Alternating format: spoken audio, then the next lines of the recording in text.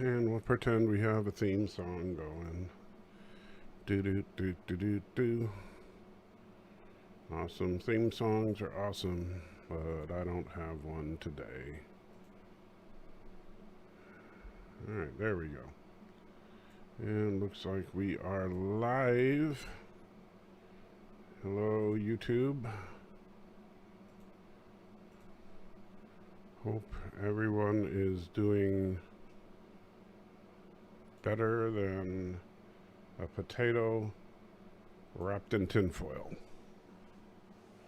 If that is a saying, I just made it up.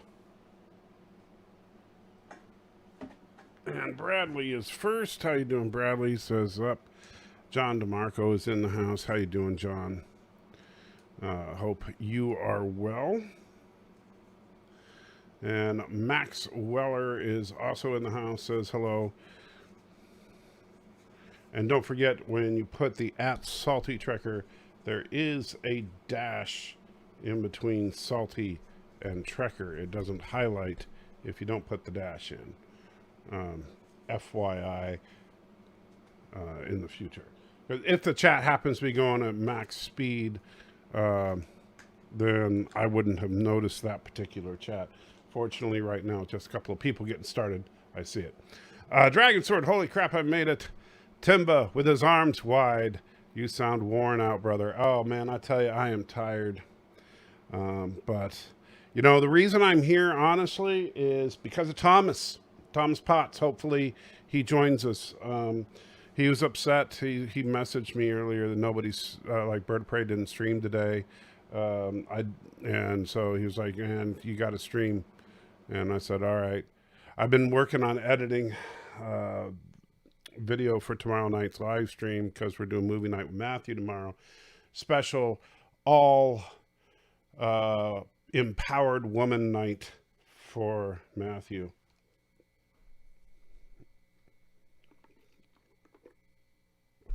So hope Matthew enjoys that.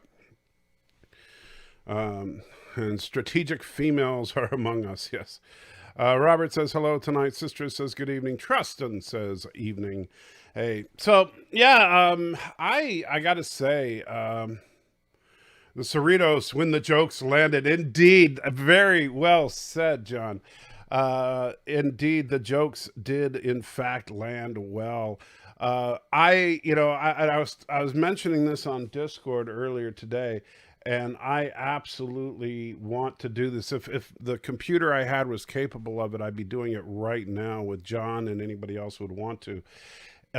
Is this episode in particular would be a great one for doing this, is to go like frame by frame through this episode and look at all the stuff in that collection and call out every single reference we can find, like the giant Spock skeleton, the Excalbian stuff, you know, like Abe Lincoln's bones were in the background and stuff like that. You know, there was just tons and tons of referential material in this particular episode. Alexander says, how's DJ Odyssey doing? Great question, Alexander. He actually did send me a message. He is doing well. He is back home. They are going to have to do another procedure on his heart, which he's not particularly thrilled about. I'm sure he'll be talking about it in the near future. I don't want to go into details because he didn't give me permission to. So I will leave that to him. But he is going to have the old ticker worked on a little bit, and but he is fine. So, he is back home. That's the important thing. You feeling better or different after the injection? I feel the same, but that's to be expected right now, Bradley. So just so you know. And this is from the Copaxone people. You know, I've talked to them several times. They said, number one, this is not one of those drugs where you take, like, this is not oxycodone where you take it and you feel great for a little while. This is a drug that is a therapeutic drug. So it's a drug that takes many, many injections before it takes effect. And sometimes you never really feel the effect. And in fact, ultimately, what the goal of the drug is to prevent your symptoms from getting worse. So the Copaxone, if it's doing its job, I'll never feel it, but I also won't feel worse than I feel right now. I don't like that idea because right now I feel like crap, but if I can hold position here, at least, you know, man, this is not good, but at least I can live stream still, even though that's about all I can do is live stream and maybe put out a couple of videos a week. You know, but I would end up having to be on disability because that's about all I can do. So, you know, that's not the ideal situation. I would end up having to sell the house and we'd end up moving probably to Metropolis like I was talking about. But we have to give it time. We don't know for sure how it's going to work yet. Problem is time is not my ally right now because in approximately 6 weeks, if I'm not back at work at that point, I don't have a job. So, you know, they need to, yeah, it needs, yeah. Whew. That's scary stuff. Eastland says hello. John says Bird came up with that one. Are you talking about the Spock thing or the Cerritos when the jokes landed? If he came up with Cerritos where the jokes landed, I got to give Bird some credit. He actually came up with a good one for once. Sister says, yeah, so many callbacks in this one's way, yeah, too many to even list. Thanks for the update. No problem, Eastland. Dragon says, if you tell me the linchpin artifact was going to be the Kalis fortification helmet or fornication helmet, I'd have to owe you a cup of Canard. Yeah, that one, that was awesome. The Kalis fornication helmet, that was awesome. Alexander says, okay, I'm very knowledgeable about the heart. If he needs someone to talk to about, I know that he is, it's a procedure he's had done before. So he is well versed in what's going on. And so hopefully I know that he needs to talk to his better half about it and everything. So that's why I don't want to, you know, get all public about it or anything. Thomas says you're late. How am I late? I said I would try to live stream tonight and here I am. Eastland says teasing. I thought you were going to get superpowers and watch the eating right as best you can. Yeah, I'm working on that. Typing bad as normal. I'm gonna do the best I can with what I got, my friend. And yes. Thomas Potts says the reason why you don't like First Contact is because it destroys Roddenberry's vision.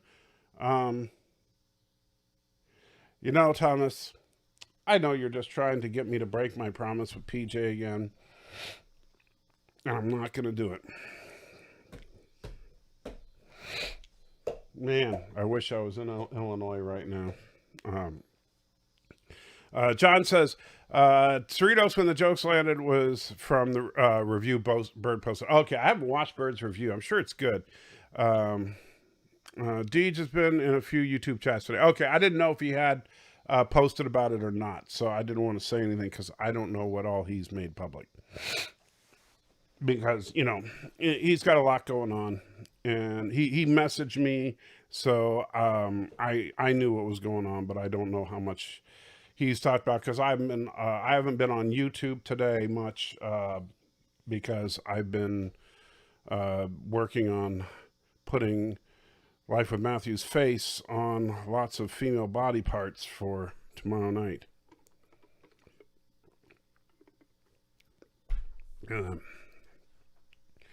And then Thomas says, sob, because I didn't take the bait. W.R. Croston says, greetings, wonderful, wonderful seeming and wonderful adjacent people. How you doing, W.R.? Jordan says, oh, salty captain, my salty captain, are the drugs working? Well, that we may not have an answer to that for many months to come. So for right now, all I know is that the drugs are in my system. And so my second injection will be tomorrow, just before tomorrow night's live stream. And so that's, yeah. When I would see Star Trek 4 earlier, they had a side commemorating Roddenberry's birthday, and I thought you would love it. Well, I'm sorry I wasn't there so that I could, go to the bathroom and deposit my opinion of said slide. So Thomas said he had nothing. He said nothing about what was going on. Okay, yeah, I didn't know if he had or not. So, but yeah, he's obviously out and about if he was in YouTube chats and stuff. And Eastlian says, DNR, I think the hardest thing is to try to prepare to travel two paths, meaning not knowing what to prepare for, not knowing what your abilities will be. Yeah, no joke, man. That's like, it's difficult when you're like, okay, there's a couple possibilities. One is I'm going to recover enough to get back to work and things will get to a relatively normal, life. And the other, life as I knew it is over. And so, that work is not something I can continue to do as much as, while I would be lying if I said that I loved everything about the company that I work for. Work is something that I have, for the most part, enjoyed. And it's also something that I've taken pride in, my abilities at work. The fact that the last full year that I worked, 2020, there were some 580 people that did what I do for a living in the company that I work for. And I was ranked number 14. So, I definitely take pride in what I do. And this year I wanted to score higher than that. I was like 14. That means there's, 13 people I need to outperform. And, if that's all over, it's like, wow, that's rough, I mean, on the one hand, I can say, hey, I went out while I was on the top of my game, but, I don't want to go out, but if the medication can halt the progress of the disease, that's the important thing, because otherwise, this, is a progressive form of the disease. It will kill you. So hopefully it does halt the progress, because I would just soon not die from it.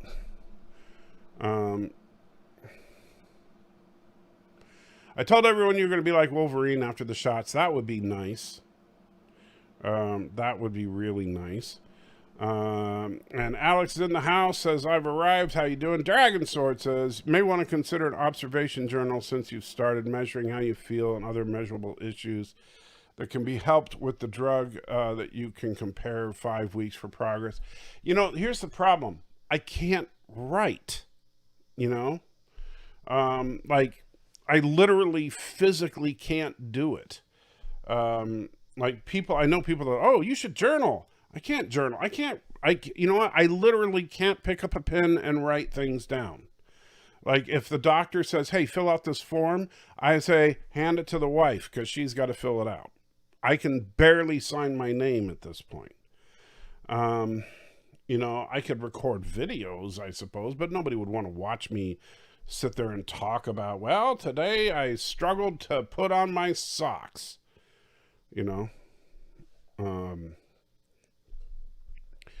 so that's, and that's about it. Honestly, I will, besides live stream, we end up talking about my health a lot. So, I'll keep track of that.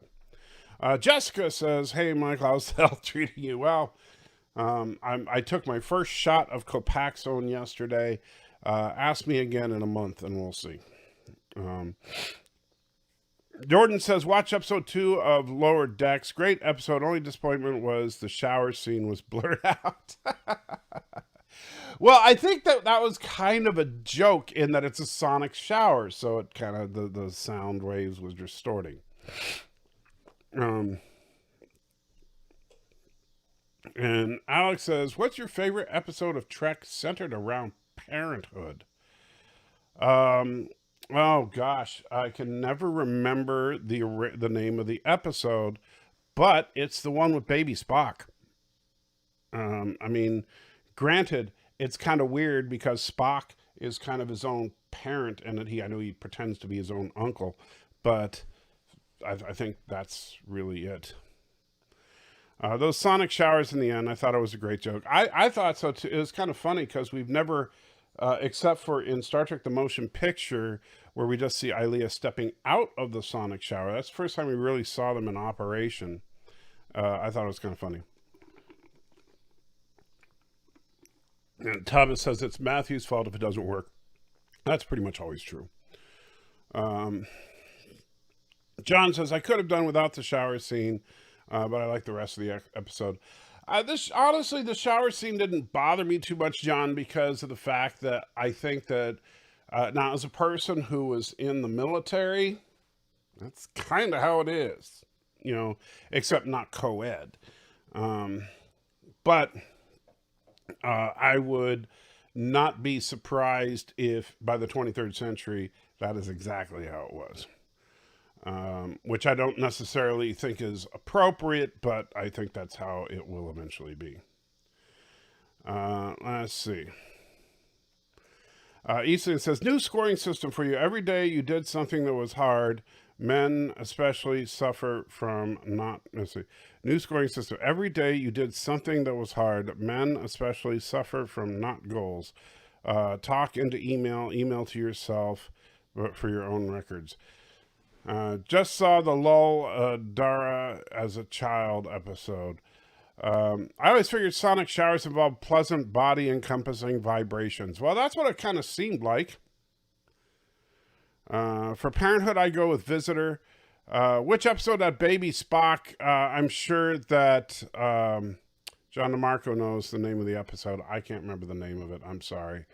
But my memory is a big problem right now.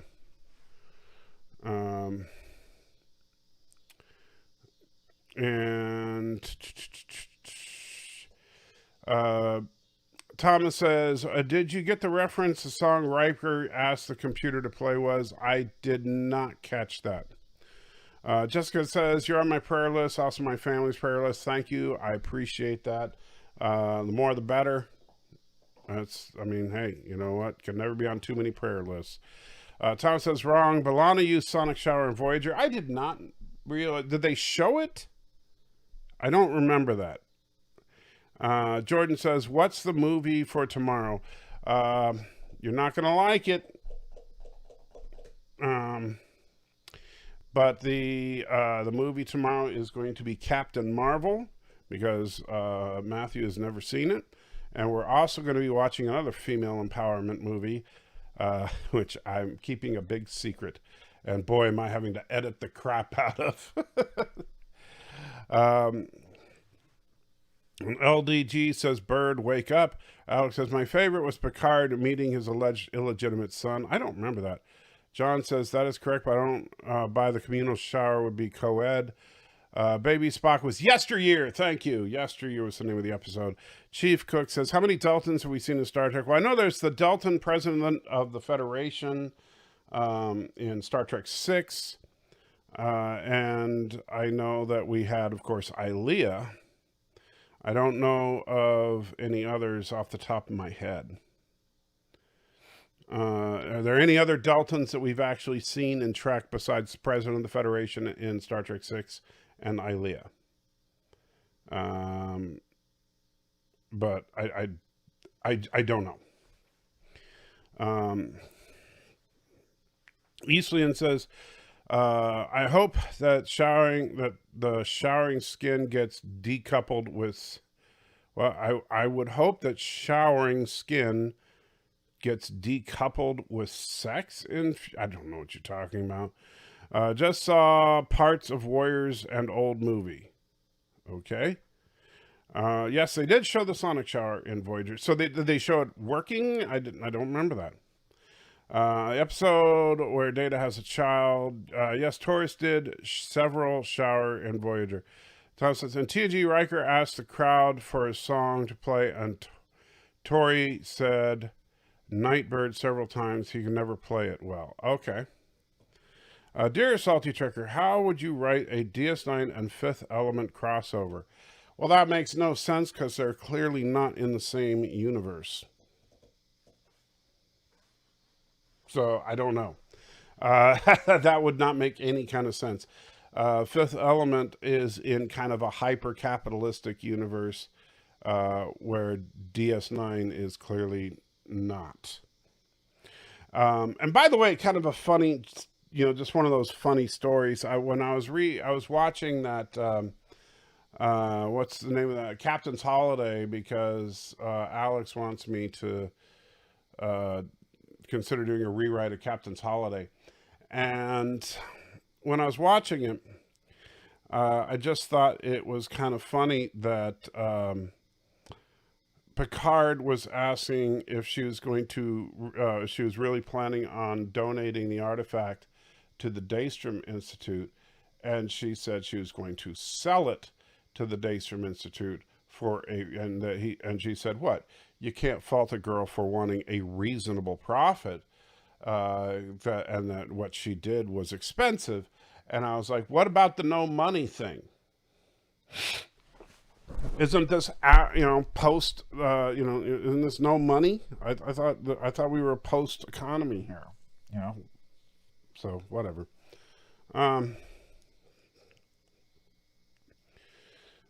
Jessica says, in my opinion, I wish we had a Dixon Hill series as a spinoff for TNG focusing on Picard's holonovel adventures. Would be great. 1940s series in 2021. Well, you could do a Dixon Hill series, but it wouldn't feel very Star Trek. It would just be Dixon Hill.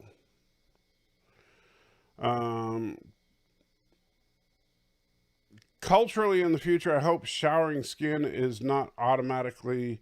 Showing skin is not... I thought you said showering. Showing skin is not automatically inviting sex. Well, Eastlian, I think that showing skin to the opposite sex is still inappropriate.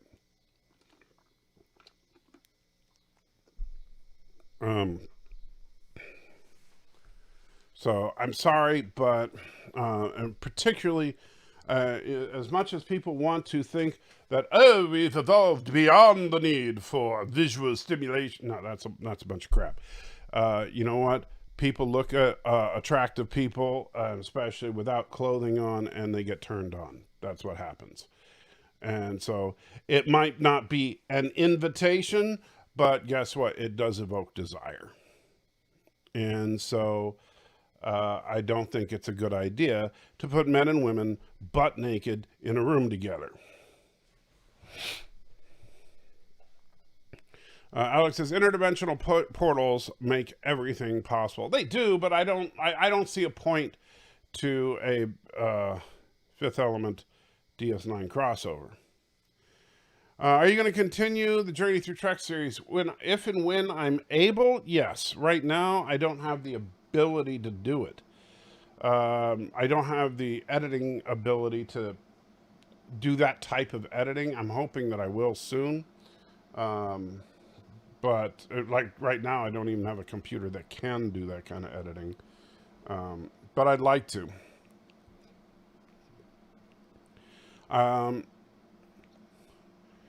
Let's see. Thomas says it's the Voyager episode where the board a Malon ship.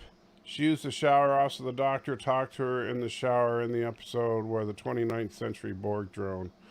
I don't remember that. Let's see. And let's see. And Jordan said in Captain's Holiday, make sure Picard gets some. I don't think that that's a priority. Sorry. And I don't care if Patrick Stewart wants it or not. What Patrick Stewart wants is irrelevant. What makes sense to the story is what's relevant.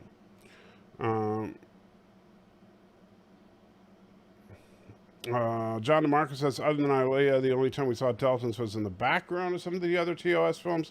I don't remember seeing background Deltons, but the president of the Federation in the novelization was said to be Delton. The guy that was played by the dad from that 70s show, he was a male Delton. But yeah. Alex says, dear Salty Trucker, do you remember when the Jetsons and the Flintstones met the Flintstones first aired? I figured you would. So ancient. I do remember when it first aired. I didn't watch it, but I do remember when it first aired. I didn't watch it because, quite frankly, I was not a fan of either show. Salty, the president of the United Federation of Planets, was not Delton. He was Eurasian, and his race is blind. He is not blind. If he was blind, how is it that Odo showed him a chart?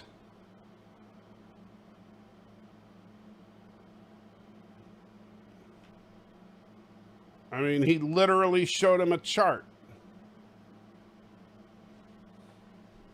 I've always loved episodes of Trek that focus on the pre-21st century. Then again, that's because I grew up with classic TV like Bewitched and Get Smart on Nick at Night. I think some of that stuff was fun, but I think they did overdo it a little. Brian McFarland says, Heidi-ho, I can't do the voice today, I'm sorry. Stewart should just stick to American Dad. I think Stewart needs to just retire. Look, Patrick Stewart, probably the single best actor to grace the bridge of a starship, but he needs to effing retire. He is too old to act. Thomas says, I guess you never watched Voyager like you never watched season 1 or 2 of TNG, so I hear. Yeah, apparently I've never watched season 1 or 2 of TNG, according to Trek Yards. So that is 100% true, Thomas.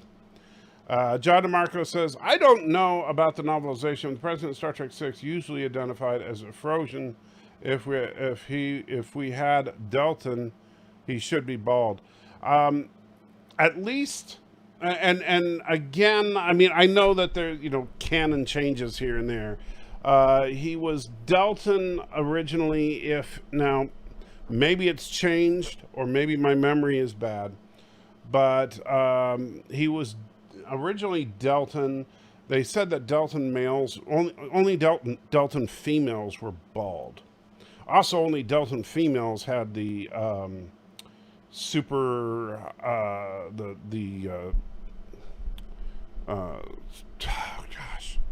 see, this is the super pheromones. But yeah. But I don't know what the official, what the official story is these days, because they change it from time to time.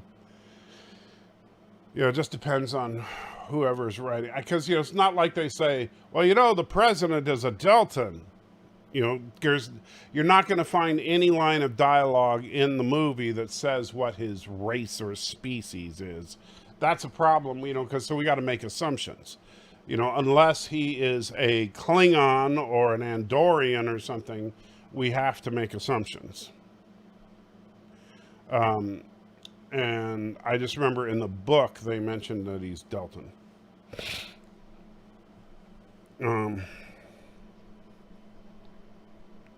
Ethan says, I think mechanic sonic showers save water, but tax air filtration systems. So I say sonic showers make no sense. Dead skin and oils get vibed off and breathed into lungs. Well, actually, if you think about it, the sonic showers, if it vibrated it off, but you also had a fast-moving air circulation system with a filter, it wouldn't be a problem. Brian says, hey, Salt Tracker, is there an Orville Expanse actress that would make a great captain in a new Star Trek series? Someone from the Orville? It's a tough one. As far as a captain in a Trek series, I would honestly have a very tough time thinking, because the Orville characters are more. I mean, most of the characters on the Orville would fit in better on lower decks than anywhere else. So I don't. Maybe Lamar, but even then, he needs a lot of maturity on him. I would probably go with Lamar before just about anything else. But even then, I think he needs a couple of years on him. But I would like to see Gordon, just because I love Gordon. You know. So Alex says, do you think Goran Anger should have been a reoccurring character in DS9? He could form a rebel Jem'Hadar army and team up with Damar's resistance movement.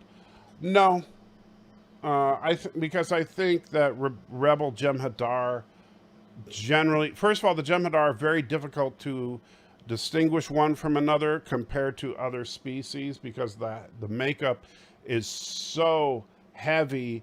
It really is hard to tell them apart, and they're designed that way. They're designed to look pretty much the same.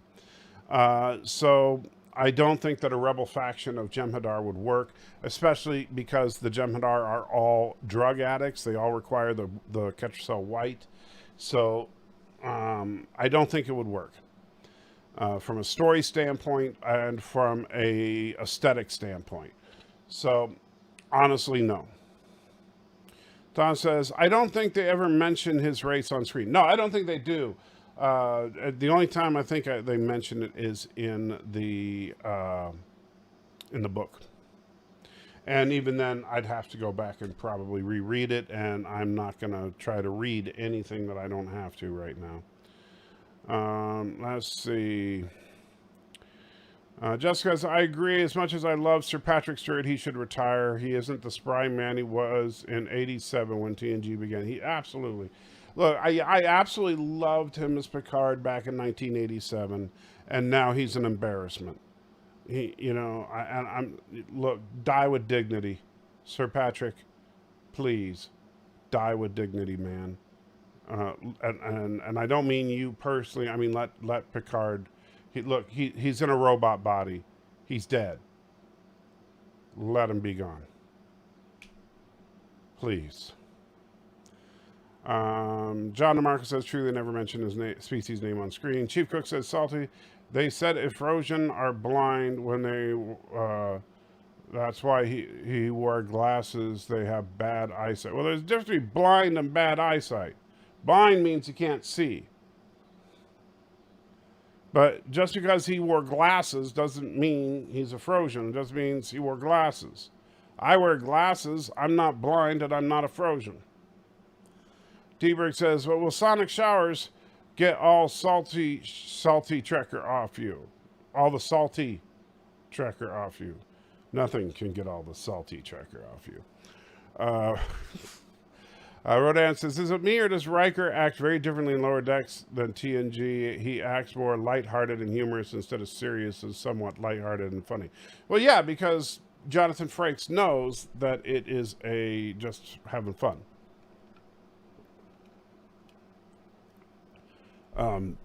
Alex says Stewart was phenomenal in Logan. Yeah, but he wasn't Professor X, that's for sure. The president in Star Trek 6 was the same race as the helmsman as the Saratoga in Star Trek 4. That is, I believe you're right. They had the same makeup. And the helmsman in Star Trek 4 was not blind either. The second episode, what the notes, indictment of all new the second episode is like what. Wait, Matthew says this second episode is like what end agate notes, an indictment of all new Treks. Well, I don't know who End Nagget is. And I don't think it's an indictment of all the new Treks. In fact, it doesn't say much about the new Trek at all. John says, I do think Riker's loosened up compared to the Enterprise D. My supposition is because he's out from under Picard. Yeah, he's just cutting loose. Rich says, R.I.P. Giant Clone Spock. Yeah, that was hilarious. Could someone explain the giant Spock skeleton? I missed that episode. Yes, that is from the Infinite Vulcan from the animated series. Watch it. There is, in fact, a giant clone Spock in that episode, who obviously died at some point, and this guy had the skeleton. Jordan says, solve an argument which was a worse episode, Threshold or Move Along Home. Wasn't nearly as bored watching Threshold as Move Along Home. You might not have been as bored watching Threshold, but Threshold is by far a worse episode. The giant Spock skeleton was inspired by the episode of the animated The Infinite Vulcan. Oh, there you go. That's the same thing, yes. So sad giant Spock is gone. Well, he was just an imposter anyway. Alex says, a Gorgonar was a rare mutation that could survive without the Kitchener White. Perhaps he found more like himself and engineered a new non-addicted breed of Jem'Hadar through his DNA. Well, how could he would have to, how was he going to engineer more Jem'Hadar? I don't know. I just, like I said, I don't see it as, I could see him joining a faction of people that oppose the Jem'Hadar, but I don't see him as manufacturing more Jem'Hadar, because that would just be being the Dominion, just not exactly the same. And let's see. All right, and Jordan says, is it just me, or did Riker turn into a nutcase on Lower Decks? Riker's always been a little nutty, but you gotta, come on, you gotta cut him some slack. The idea is that Riker is just like, yeah, we're going for it, you know, because that's Riker.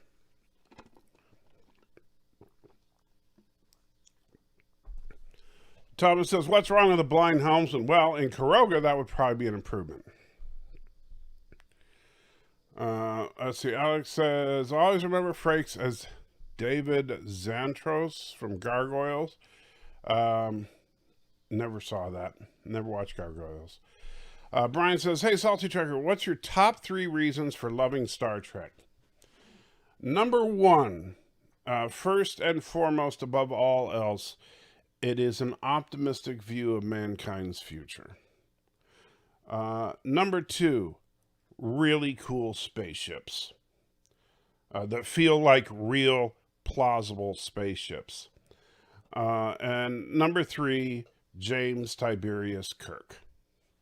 There you go. Big galaxy bound to locate willing geneticists somewhere.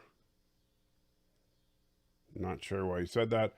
When Boimler described the Titan as a bunch of complex characters thrown into heavily serialized battles, which always ended in mind-blowing twists, I thought he was that was supposed to be a dig on New Trek. Yes, that was, I think, a dig on New Trek, but that's as far as it went. I mean, I don't think that was an indictment of New Trek, because that's not an insult. What he's just kind of described, like, that's actually sounds good.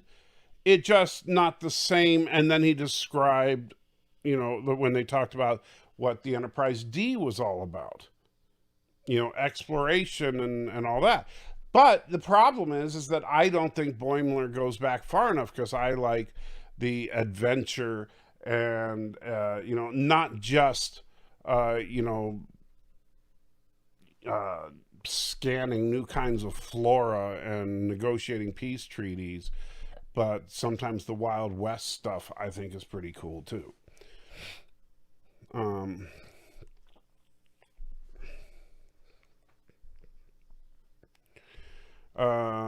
Track Review says, I'm calling now. Jonathan Frakes will appear in Strange New Worlds. I hope not, but I'm pretty sure he's going to direct at least a couple episodes, but I don't think he's going to appear, because then they either have to do a time travel story or try to say he's like a distant relative of Riker, and I don't want either one of those.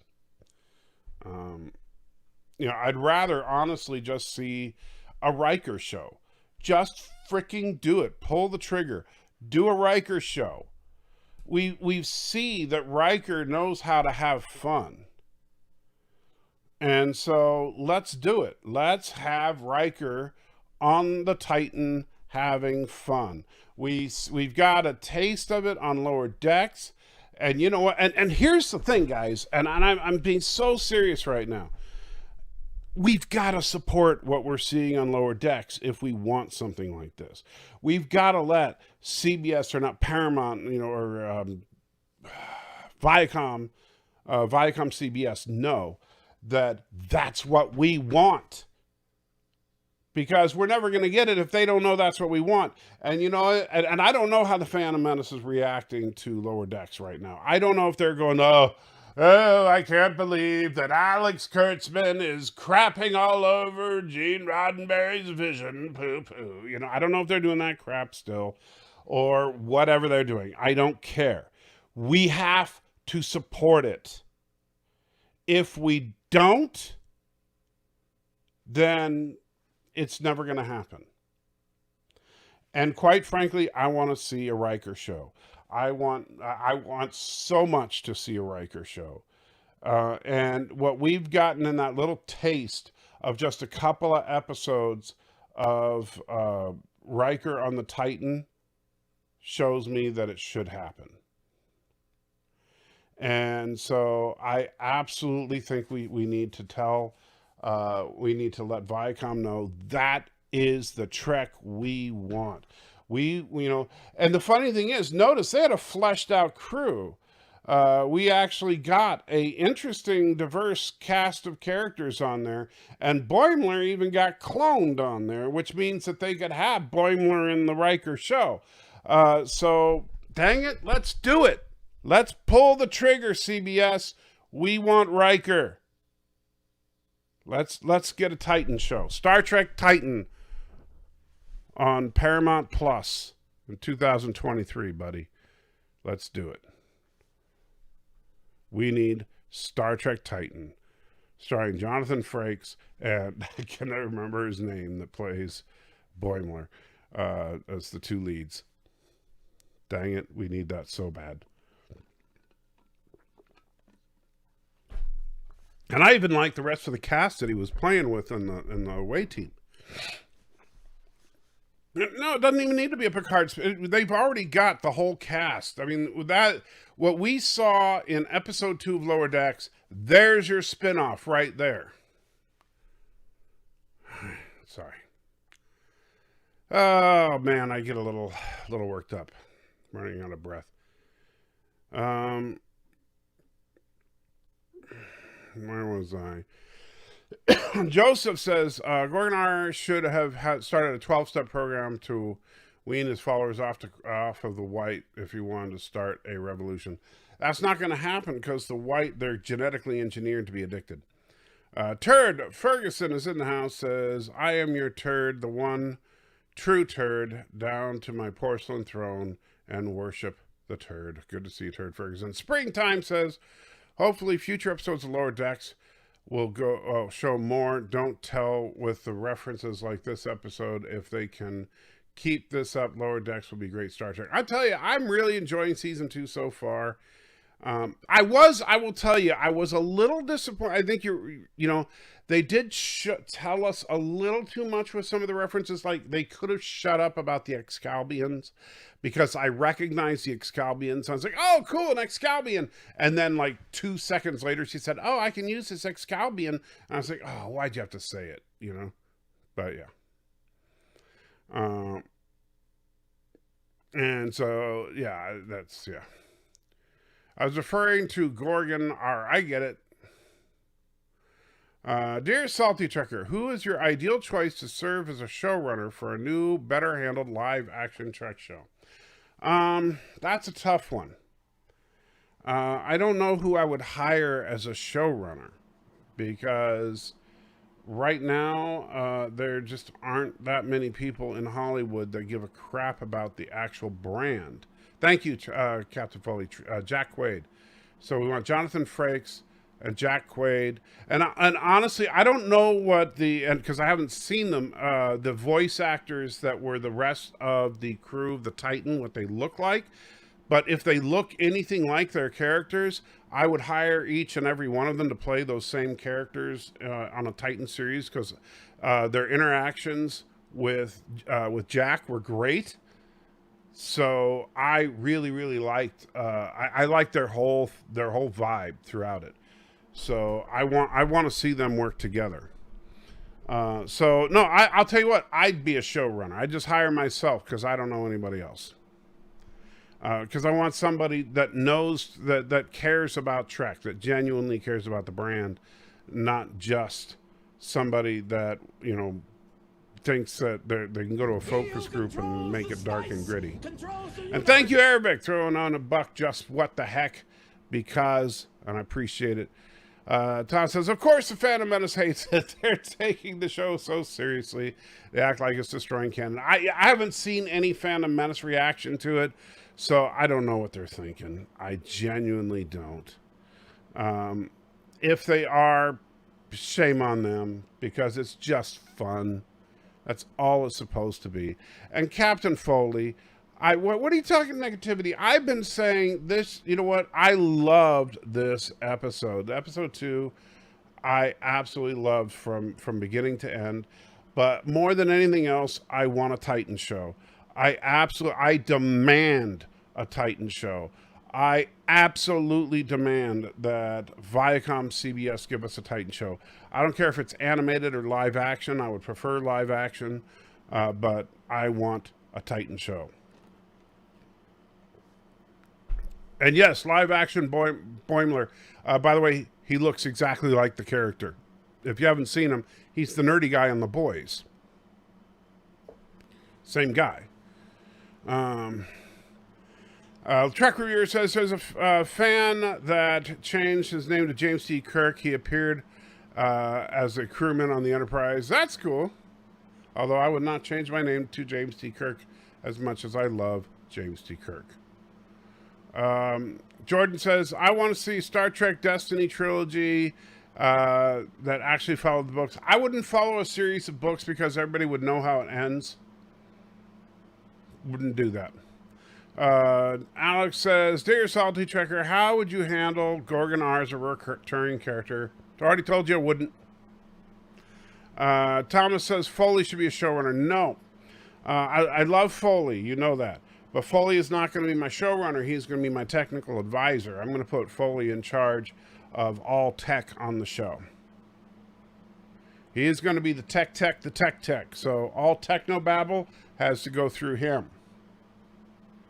And he is going to be in charge of all starships. He's going to approve all designs and make sure that and make sure that everything works within universe.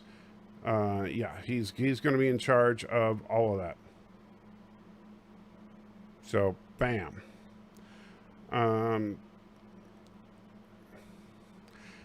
Did you, or if you don't, actually, I'll say this. If Viacom CBS wants to put me as like in the Kevin Feige type position, then I'll put Foley like as the showrunner over a show.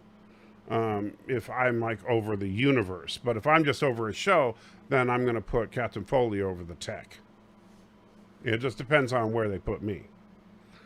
I'm going to make him my number one. Did you see Picard that Will Wheaton got to write one line, and we all know what line that was? Shut up, Wesley. No, I don't know, and don't care. I have zero respect for Will Wheaton. Lord M says, I want to see Admiral Wesley Crusher. I don't want to see Wesley Crusher at all. I used to want a Captain Wesley Crusher show until he said that he wanted Trump dead. So now I want nothing to do with Will Wheaton. Sorry. I have no respect for him. That's all I want to say. Please drop the Will Wheaton conversation. I don't want to talk about him. Tracker says, I'm changing my name to Michael Crawford. Great name. Brian McFarland says, hey, Salty, what's the next movie for movie night with Matthew? We are going to be watching Captain Marvel tomorrow night. Foley will be the new Michael Okuda. He will. Bird of Prey 5 as Maria as showrunner.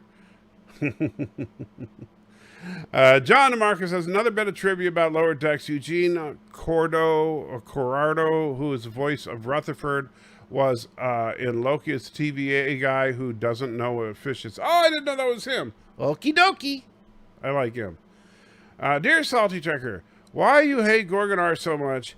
Him made you that banana bread last week. Him love you long time, Salty. I don't think he loved me long time, and I definitely did not get any banana bread last week. I didn't get any banana bread. Must send it to somebody else.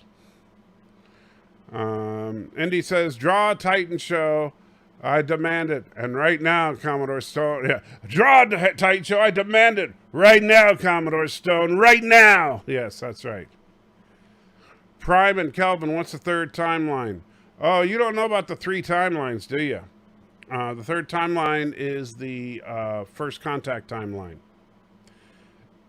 It was created when the Enterprise E went back in time and chasing down the Borg.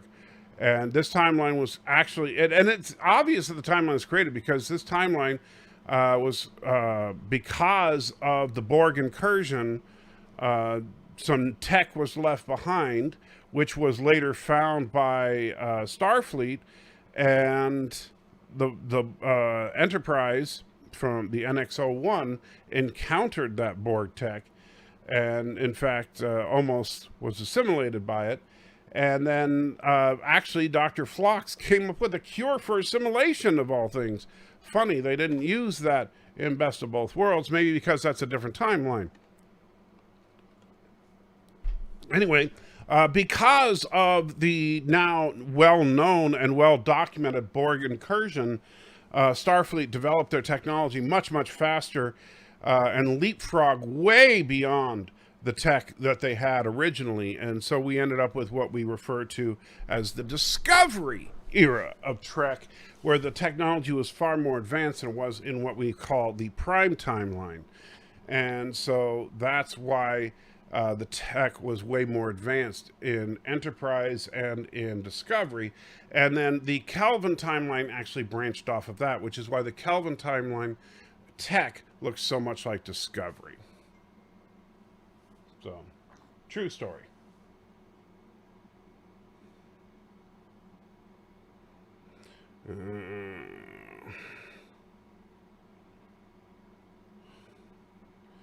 And I just realized I forgot to order an air mattress for my daughter. So let me do that real quick. So talk amongst yourselves for a minute while I go to, let's see. And I'm going to do an updated version of that timeline because there's actually a little bit more nuance to it than what I just said.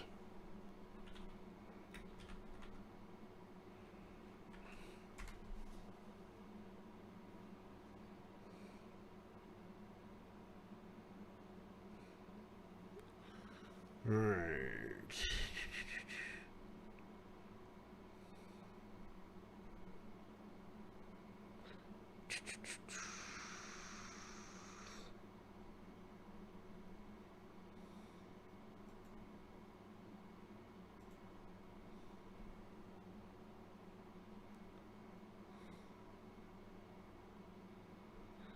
Bear with me, guys. Sorry, I forgot my daughter needs a air mattress, and she doesn't have Prime, so I need to order it for her.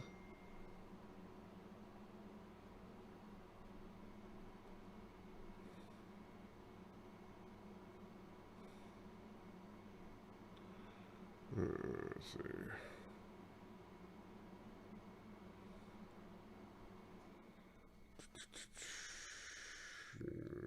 Right.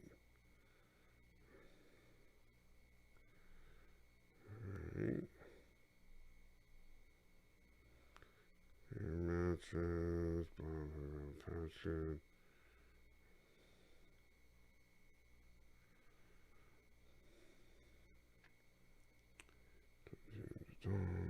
Red twin.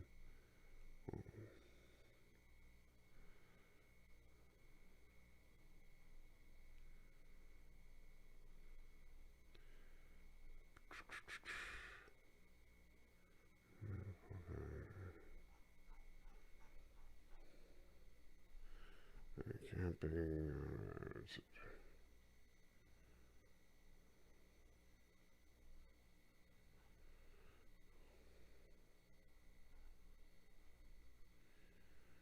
Well, shoot.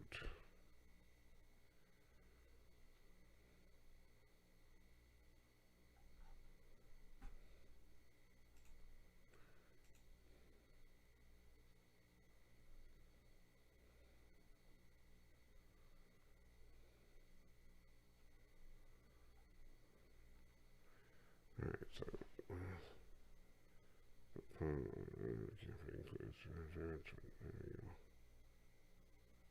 alright, that's what we'll move. Let's see what the shipping is like.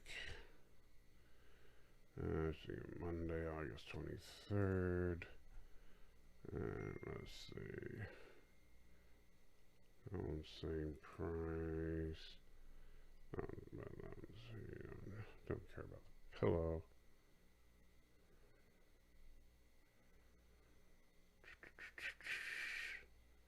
I know, taking forever. Daughter's texting me. I know you want a pump. I'm looking for one that has a pump. That raises the price. Alright. See it there? Okay, that one has a pump.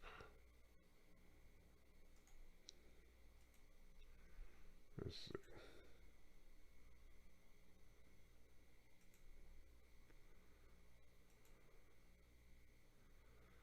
Alright, so that one gives something.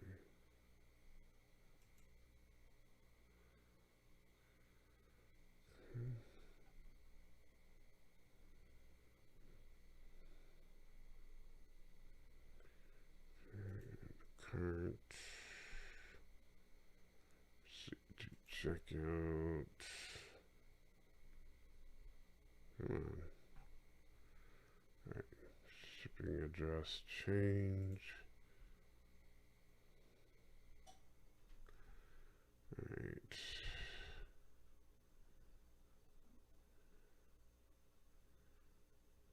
Where is it?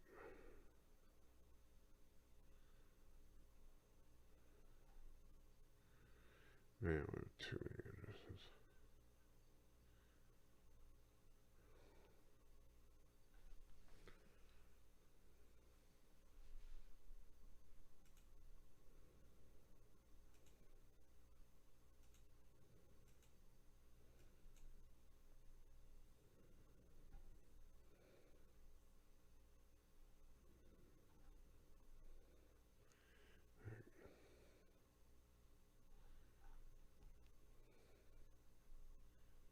Yeah, how many Mays?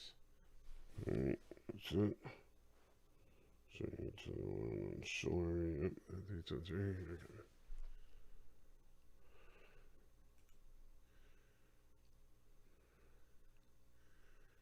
Alright. Okay, there we go. I'm sorry, guys. I'll be done in just a second. Okay. And done with that. And now I will be back and... Okay.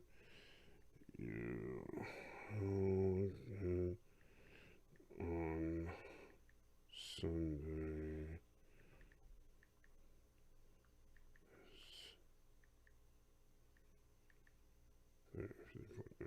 There you go. All right. So where was I? Back to the chat. If only we could clone Gene Coon and DC Fontana to be showrunners, that would be awesome. But of course, they are not gonna.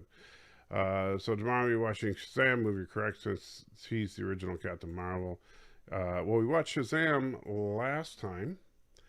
Now I'm picturing Odo opening up the bakery chain stuffed by Vorta and Jem'Hadar. That would be hilarious. Lower Decks could not believe all the SJW stuff in movies and TV. Let's see. Lower Decks, I could not believe after all the SJW stuff in movies and TV, you had to watch a woman of color repeatedly kicking a white man in the crotch and it saved the day. WTF. You do realize that it actually didn't save the day. Dropping a boulder on him did. She tried to save the day doing that, but it didn't work. That was kind of the joke. Just a thought. But when they found a Borg sphere, they created a new timeline, and that's where they get Discovering Picard. Yeah, just said that. Maybe, I don't know if you said that before I said all that. Oh, wow. So, yeah, timeline is complicated. Thanks for the explanation. Oh, yeah. Dear Solid Tracker, do you think brothels are a thing in the Trekverse? It's called Risa. I mean, Risa is a whore planet. By the way, so is Wrigley's Pleasure Planet, mentioned in the original series. If First Contact is different timeline, then where is the TVA? The TVA is only in the DCAC MCU. All right, Salty looks confused. Sorry, that was my daughter. My daughter is dealing with some stuff, and she needed some help, and I apologize, but, family first, family emergency kind of thing. So yes, and I was hunting air mattresses.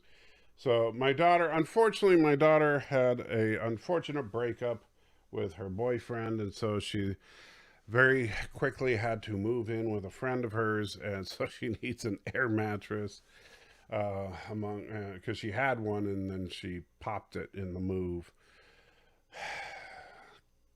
Kid drama. And so and she's just dealing with that, and we're trying to help her out where we can. So I don't have the money for it, but I have Amazon Prime, so I'm ordering it, and then she sends me the money. Because if she orders it, then it takes forever for her to get it.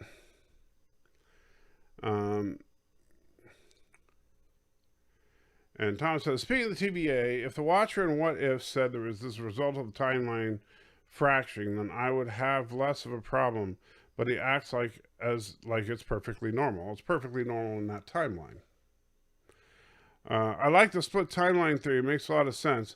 The new timeline: Enterprise, Star Trek Discovery, Enterprise, TOS, Enterprise, TNG, Enterprise, DS9, Enterprise, Voyager. Well, I'll get into it, Valor, as far as and one of the things I'm waiting for, one of the reasons that I've been trying to figure out a way to get a decent computer going is so that I can edit some of this stuff together, because there's a lot of clips and stuff that I need to put together to really show what the timeline theory is all about. And so thank you to Life with Matthew, who has actually been working on getting my computer up and running.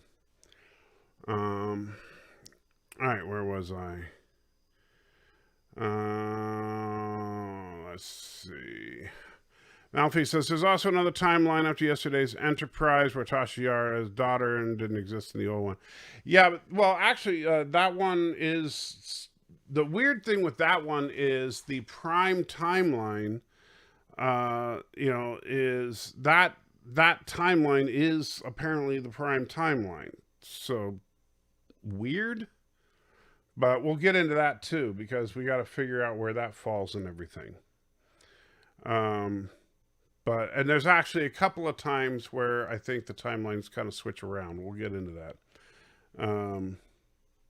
Because I think that there may be more than 3, but I'm going to kind of try. The idea is to have as few timelines as possible that we're following through all of Trek and have it make sense. It's not about trying to weave it to where it's advantageous to one political opinion or one way that, I want it to work out this way. It's what can we do that assumes the least and makes the most sense from a continuity perspective. And so that's what I'm working on. Because that's what I care about. I care about the continuity in the universe, and making it make sense. And one thing that does not make sense is that the USS Enterprise in Discovery is the same ship as the USS Enterprise in the Cage.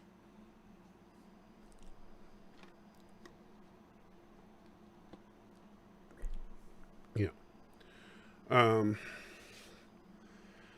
Did you end up with a crap machine? I'm ending up with one. Also, did you operate on your sinuses? Well, yes. I've actually, in the last couple months, had 2 surgeries. One in my sinuses, one in my chest. They removed my gallbladder. That was an emergency surgery. So, yeah, and they beat the crap out of me these last couple of months. And I'm about done. The warranty's definitely expired. Let's see. Donnie says, hello, Michael. Happy National Aviation Day. Hope everyone is well this evening. I saw new Lower Decks this morning. Honestly, it was fun to watch and still is. Absolutely. I don't think that I've talked to anyone so far that didn't think it was fun to watch. And so I genuinely have yet to talk to anybody that didn't enjoy it. Now, granted, I'm sure there's at least a couple of people I know that, I mean, just knowing people that I do, I'm sure there's a couple of people out there that didn't like it, but I genuinely enjoyed it. And even when they make fun of things that I love, they're not, to me, they're doing it in a loving way. This feels like kind of like Galaxy Quest. This is poking fun of things that I love in a loving way, and I enjoy that. Multi-Gunman says, hey, Anti-Trekker. I don't know who that is. How's it going? Sorry I'm late. That's all right, buddy. Sci-Fi Nation says, understood, my friend. Family first. Thank you. Which timeline is Voyager in? I'm trying to figure that out, whichever one will make the most sense. And I actually have something of an answer to that, because I know that some people, there's 2 times that 7 of 9 mentions the Borg incursion at first contact. Now, one of them I've already looked at, the other one I haven't. So I have to look at the second one before I can really finalize my opinion on it. But if it's the same as the first one, then it'll be a simple explanation. And it'll actually shed some light on the way that the Queen works. But and that would put Voyager in the prime timeline. So we'll get into that once I have a chance to take a look at that. Brian says, was the intervention of the Borg genius writing or a long-term weakness? Long-term weakness of various Star Trek series. Well, it causes problems, but I think that it created the best, one of the best Borg episodes on Regeneration. So I can't complain about that. Voyager is in the Salamander timeline. Well, there is that. Jeez. Can we just forget about that episode, please? What jobs in your Star Trek show would you give John, Bird of Prey 5, Cockings, and Matthew? So if they were all in my Star Trek show. So you mean like if I was actually on the show as opposed to like on a ship? So John, very simple, director of continuity, because of John's insane memory. Bird of Prey 5, I would make, let's see. Bird of Prey 5, I would make special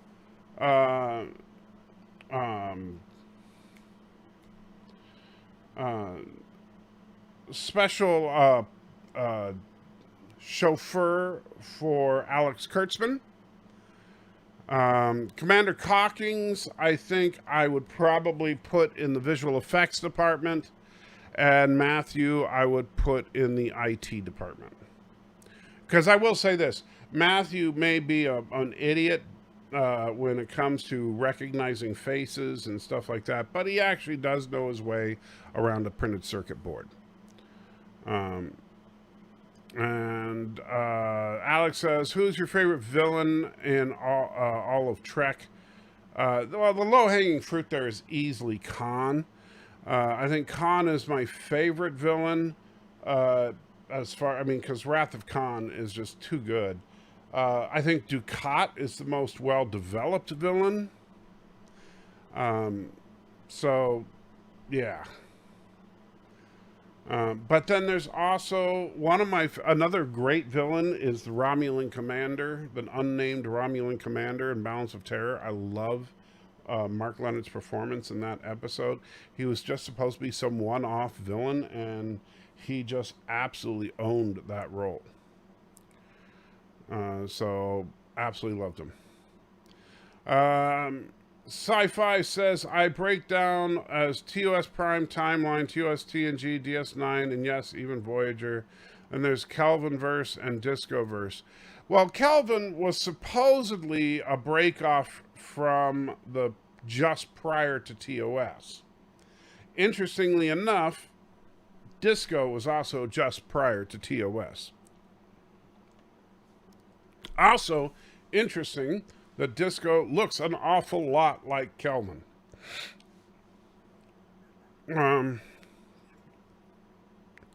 Alex says, would you like to see the Sword of Kahless used again? No, but I would very much like to see the fornication helmet of Kahless in a live-action show. I hope we get to see dolphins and cetacean ops in Star Trek soon. Well, they were already in the animated series, according to Life of Matthew. Sci-Fi Nation says, I know they're in the Primeverse, but I tend to leave out the animated series and Lower Decks. Well, Lower Decks, you could argue, is clearly not really meant to be taken seriously. I mean, it's just referential humor. I don't really think of Lower Decks as canon as much as it's just there to have fun. And the animated series, I know that they don't really consider canon either, so I don't worry about either one. Darth Haster says hello. Thomas says Voyager left from DS9, but what about DS9? So what about DS9? Doesn't Voyager change timelines like 3 times? Not necessarily. Dear Salty Trekker, if you had an army of Jem'Hadar, what would their marching orders be? Burn Kuroga to the ground?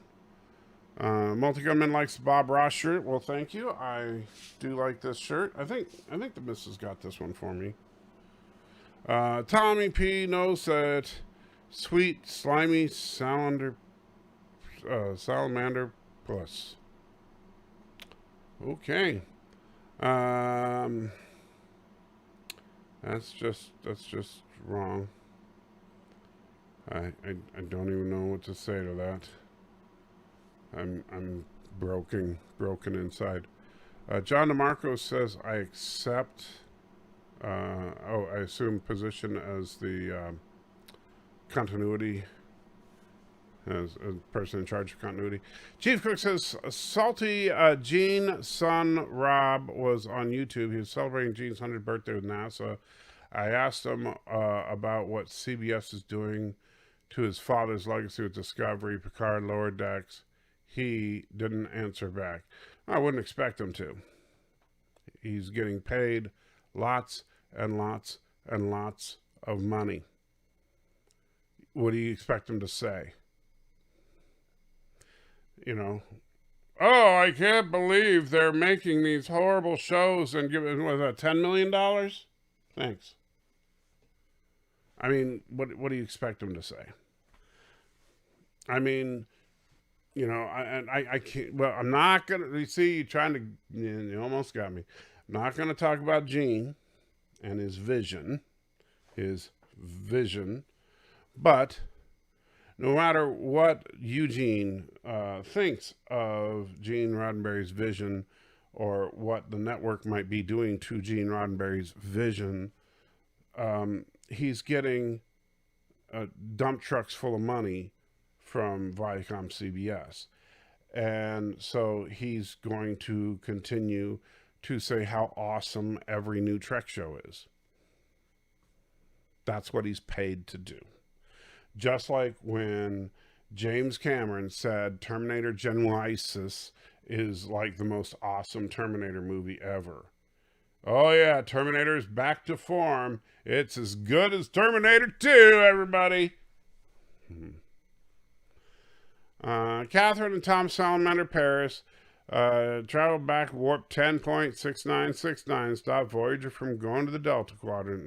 Don't even get me started. Incorrect. Bird would have to be God Emperor of the entire staff. Wrong answer. Bird of Prey 5 would be Director of Inclusivity. Thomas says, in Year of Hell, when B'Elanna and Kim were trapped in the turbo lift, they're playing a game and he asked her the name of the Cochrane ship. Seven opened the doors and answered. Yes, I know that one. I don't know the other one. There's 2 times that I don't know the other one. That one I know.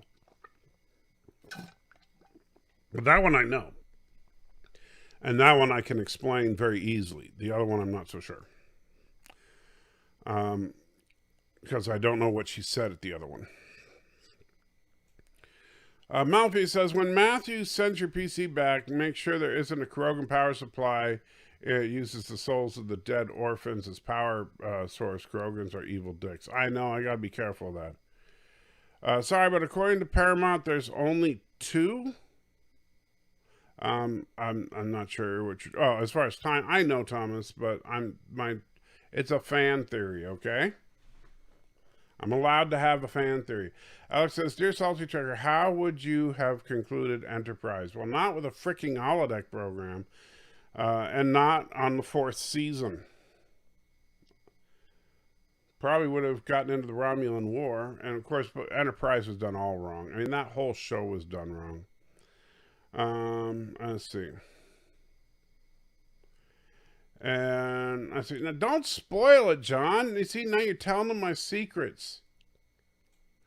Richie says Star Trek the Animated Series is canon. Well, not according to some, but yes, according to others. Last I heard, the official word was that it is not canon. Do you know where I can find Sim Golf for Windows 10? I missed that game. No, never even heard of it.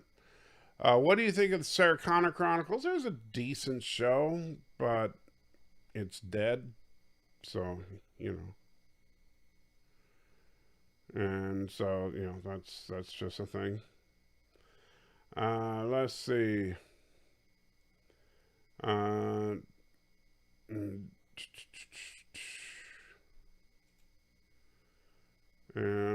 let's see. Rob is in the house. Because, of course he is. I didn't see you there. I didn't consider it canon, but they sure pack full enough of references. They absolutely do, Robot Shlomo. They absolutely do.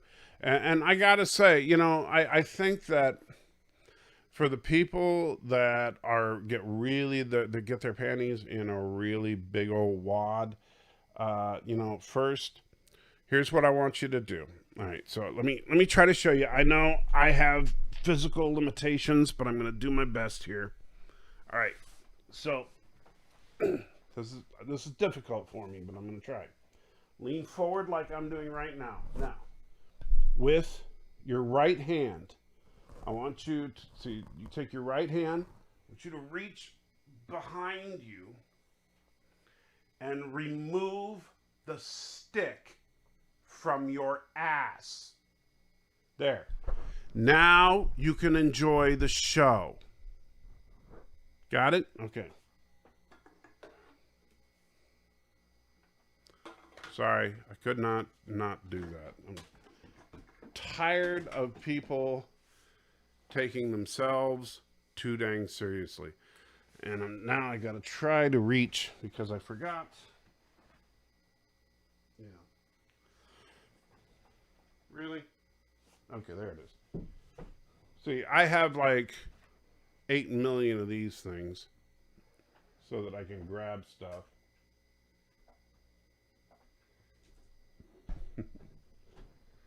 There we go.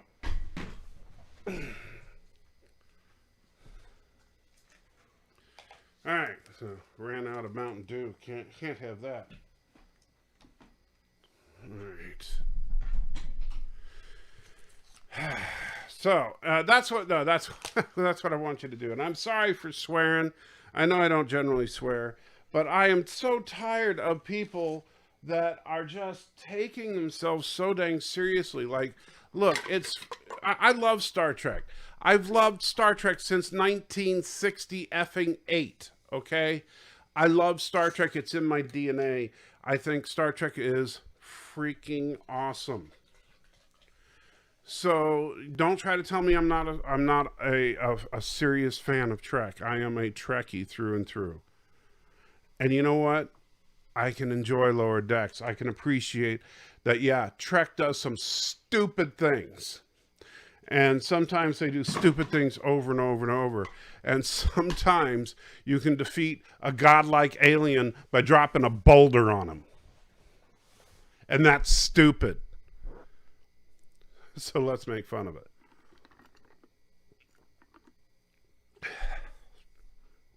Man. All right, let's move on. So, I'm sorry. I hope I didn't offend anybody. I truly do. What's your favorite weapon to use for homeless hunting?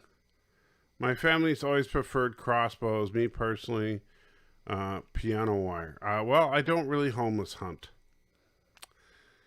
Robert says, what would Steven Spielberg's Star Trek movie or show be like, and would you watch it? Well, it would have lots and lots of really bright lights and an epic soundtrack. And if it were made today, it probably wouldn't be that great. So, and would I watch it? Of course. Brian says, hey, Salty Trekker. You know, it's funny. I see ST, I think Star Trek. Would you reconcile the Romulan War description in Balance of Terror, or how would you reconcile the Romulan War description in Balance of Terror in the timeline of Enterprise? Simple. Enterprise is in a separate timeline. And I would get into the triple timeline idea. Richie Poole is laughing, I assume, at the stick out your butt. John DeMarco, I know you're joking. Let's see. Jordan says, you should get the Grand Nagus cane. I was thinking about getting something like that. LOL, stick removal 101 is defined by Salty Trekker. Yes, indeed.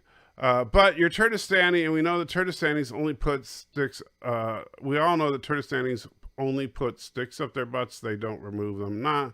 Actually, Turdistanis don't put sticks up their butts. Thomas says, if you can look at Voyager Season 5, Episode 23, Relativity at the 2537. Well, if all right, so let me see if I can get there real quick. So is that's the other scene? All right, let me see. Let me go there real quick. So we're gonna go to. All right, hold on. Let me grab make sure the chat isn't moving. So now I'm gonna fall way behind. So we're gonna go to Paramount Plus, and we're gonna go to Star Trek Voyager.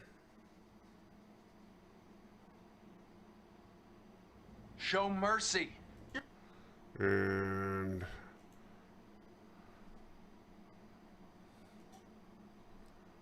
all right, Season 5.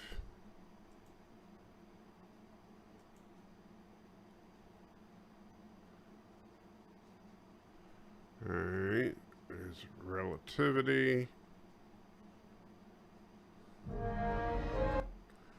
And then let's see. So I'm at Relativity. And where's that timestamp?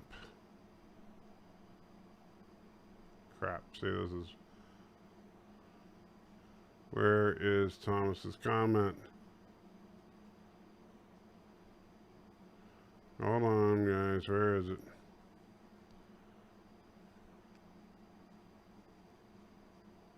Favorite weapon? No, let's see, that's homeless garbage. Where is it? Okay, there's 2537. All right, let me see.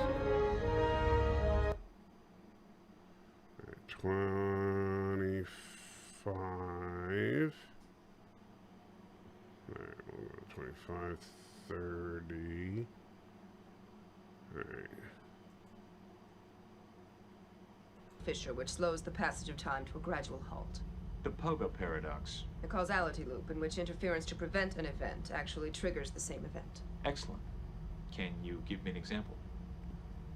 The Borg once traveled back in time to stop Zephram Cochrane from breaking the warp barrier. They succeeded, but that in turn led the starship Enterprise to intervene. They assisted Cochrane with the flight the Borg were trying to prevent. Causal loop complete. So, in a way, the Federation owes its existence to the Borg. You're welcome. The 7 of 9 paradox. I beg your pardon? All right, so... Okay, and now this is... That's an interesting one. But I'll have to watch that episode in its full context, I think, to get whether or not... Because the way she was describing it, he's not confirming anything. He's just kind of like, okay, yeah, that's an example of a causality paradox.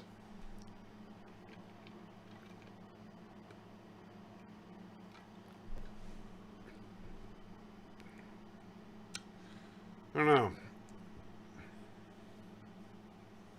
I don't think that one breaks my current thoughts on it. But let's see, which we'll get to whenever I get my computer back and I can start editing again. I love Star Trek as well. Every era of it, every timeline of it, says Donnie. Thomas says, so to defeat Bird of Prey 5, you just drop a grain of sand on them. Not sure why. So you offend people? Surely not. I know, John. I know.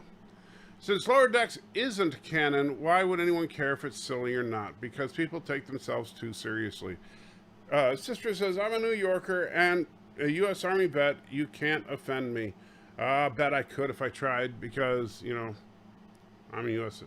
Well, it's funny because, when you're in the Army, boy, drill sergeants find a way to offend you. Try being from California in boot camp. Oh, man.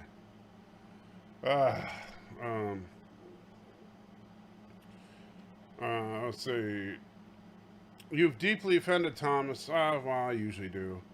Let's see. Chrono says, I'm here. Great to be early for once. Hey, all. If Salty offended me deeply, he would be hearing tanks outside his house. Wow. That's scary. What I miss? Oh, all sorts of stuff. We've been talking about Lower Decks and causality loops and, I don't know, sticks and butts.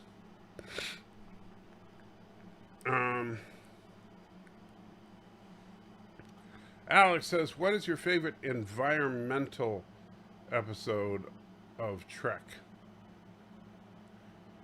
Environmental? Like, as in, like, environmentalist? I'm not an environmentalist, really, so I don't have a favorite environmental episode. I mean, I'm not anti-environmental, but I'm not like, ooh, I want to watch stuff about the environment.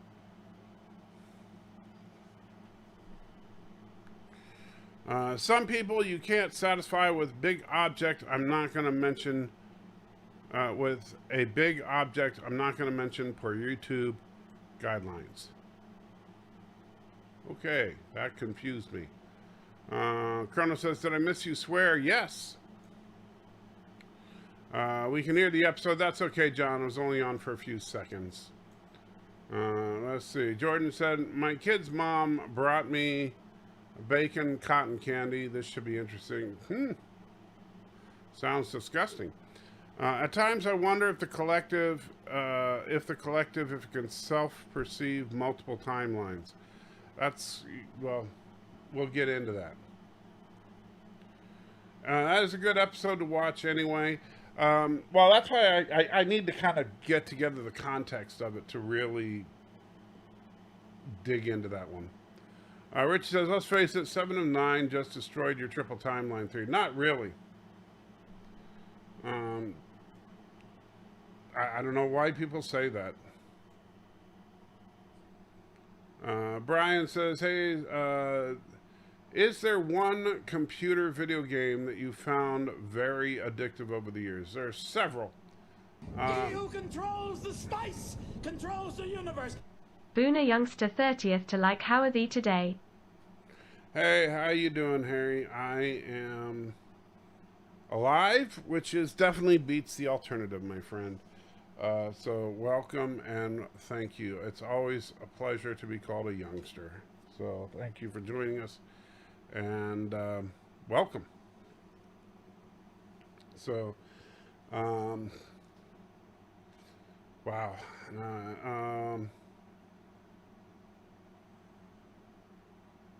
No, I completely. Oh yeah. Sorry.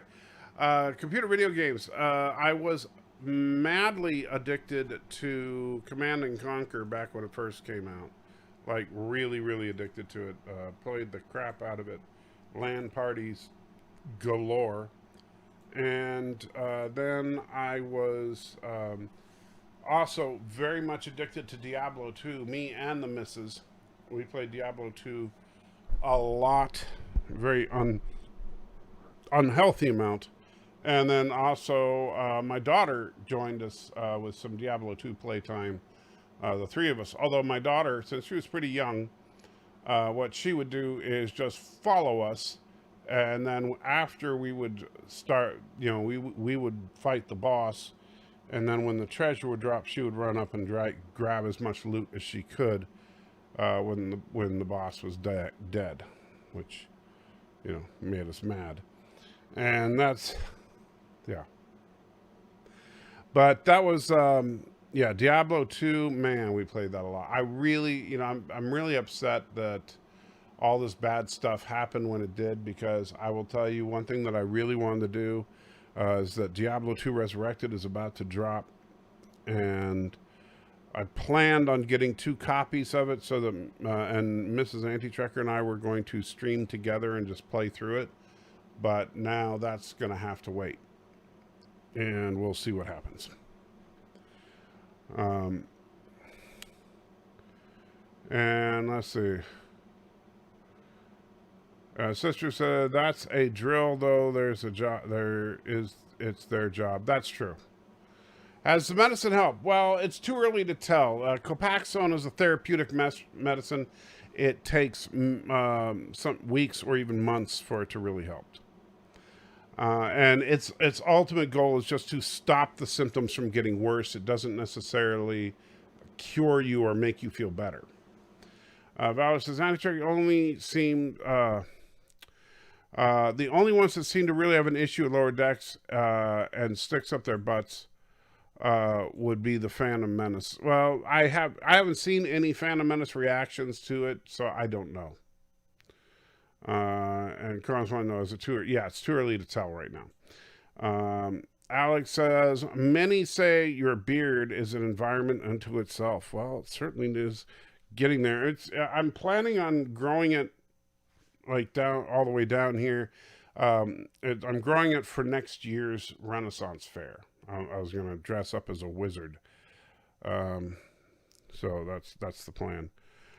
Do you and Bird think the Packlids are working with the Borg? I don't think they're working with the Borg. I don't think the Borg would work with the Packlids. But I do think we're going to see the Borg and the Packlids this season, obviously.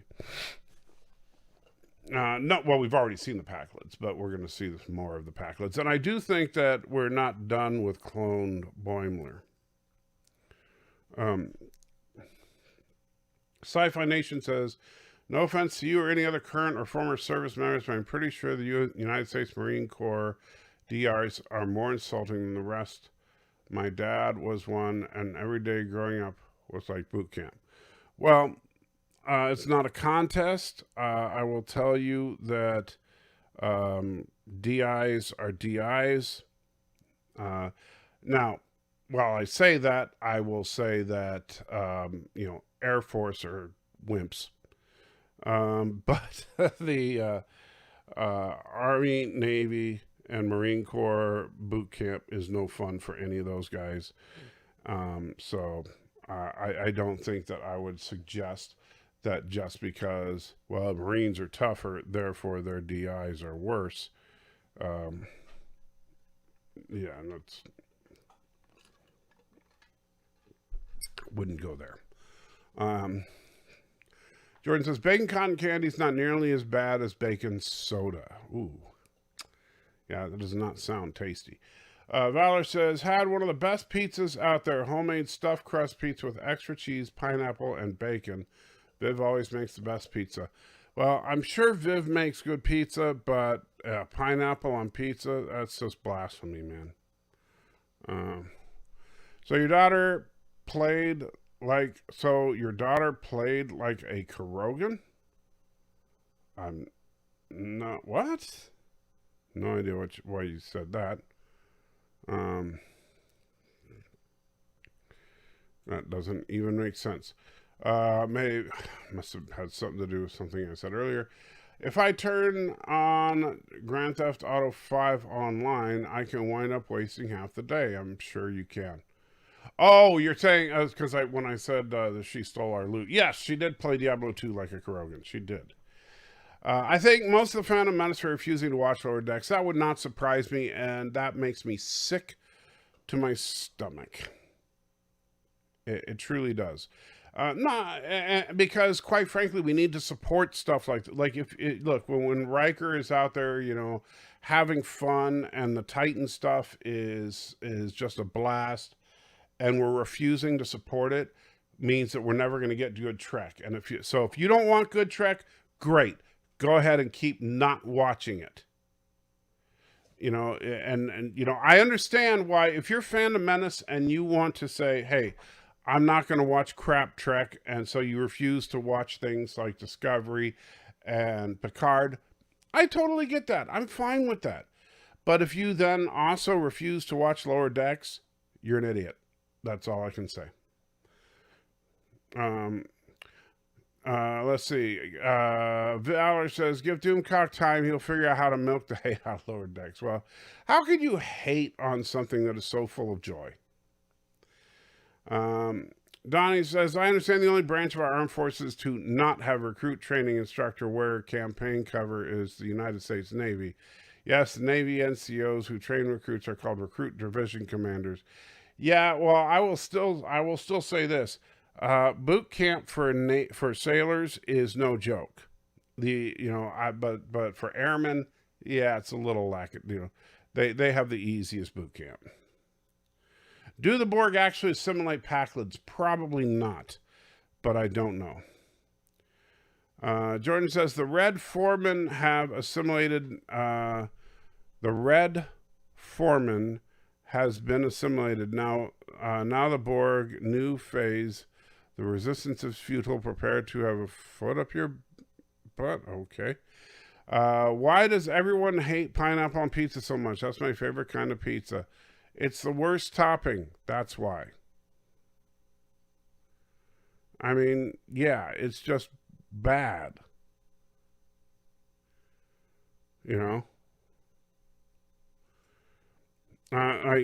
It's funny when Fungicide, that movie that me and Matthew watched about giant killer mushrooms, was on Riff Tracks, and the Riff Tracks guys, it was funny because for whatever reason, one of the random jokes they were doing is guys like, what are you guys doing on my lawn?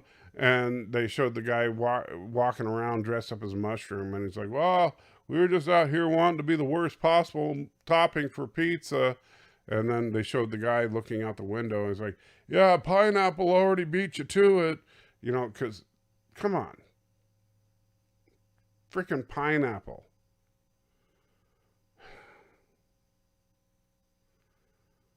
What?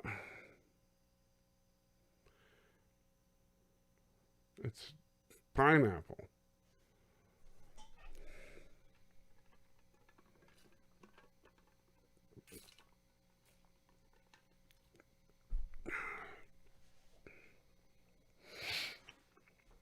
And Thomas says you're eating SpongeBob's house. You're making him homeless. See? And you may be wrong about pineapple, says Multi-Gunman. Well, Multi-Gunman's wrong about that. Valor says, we were talking about Doomcock's man. Doomcock's a man whose bread and butter is hate. He would easily find a way to hate a good show. Well, no, I'm not going to be going off on Doomcock. I don't know how he's reacting to this show, so that wouldn't be fair. Red Foreman, the dad in that 70... Oh, show played the crazy timeline civilian changing guy in Voyager. That's right, yeah. He played the captain of the time ship in Year of Hell. He's played a few, well, he's also president of the Federation in Star Trek 6. So, he's Red Foreman is all over the place. Whale on pizza is good, I've heard, says Kronos. So, well, what's interesting is, like, if you look at the whale probe, it's a perfect cylinder. You could slice it up into perfect pizza topping. Just saying. I mean, if Cinnabon's around, it's hard to argue with it. Nice thin sliced whale probe topping. Num num nums.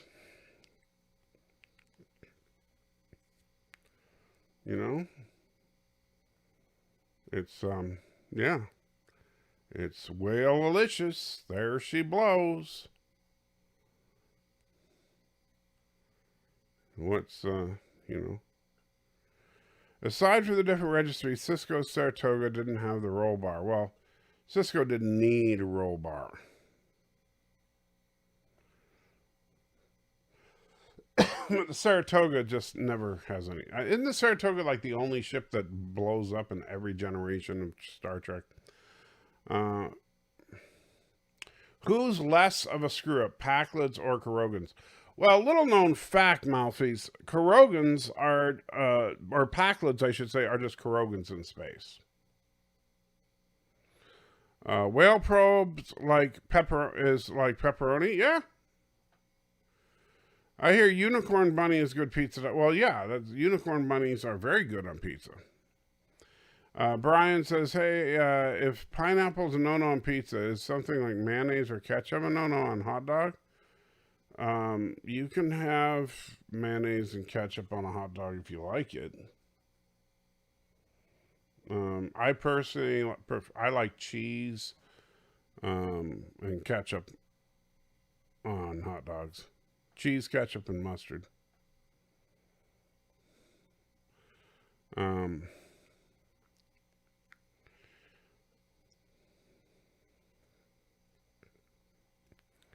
That's just my own personal taste. But, you can have what you want. We never see a Packlid crash into a large asteroid. Well, the Packlids are the Kurogans that can actually fly. They're the smart ones. They're the successful ones. That's why they say, like, they're smart. And they're strong. And they make their ships go. Because they're the most advanced and successful pilots that Kuroga has to offer. Because when they take off into the vastness of space, they miss all the rocks.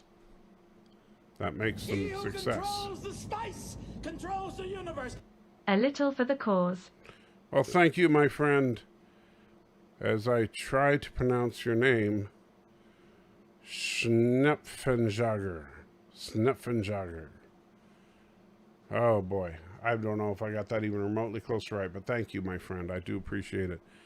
But yeah, so Kurogans, when Kurogans launch into the vastness of space, which is 99.9% empty, 99% of them hit the rocks, and the 1% that survive we call Packlids. How about your beard lice soaked in pickle juice on a pizza. I don't have any beard lice. If you think me liking pineapple on pizza is weird, then check this out. I also like put ketchup on scrambled eggs. That's not weird. I put ketchup on scrambled eggs.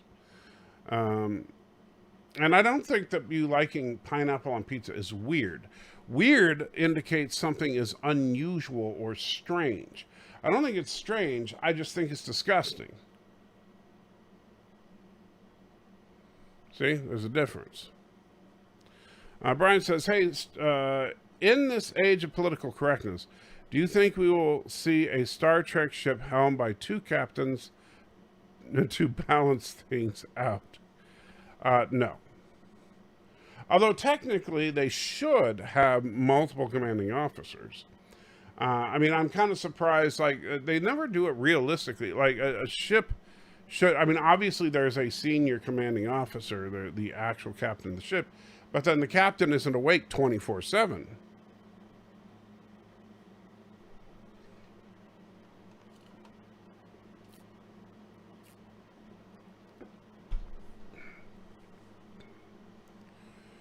Dear Salty Trekker, would you consume a Nelix-made pizza if it meant $1 trillion? So if Nelix made a pizza, would I eat it for $1 trillion? Well, yeah, why not? I mean, it might taste gross, but why wouldn't I eat a pizza Nelix made for $1 trillion?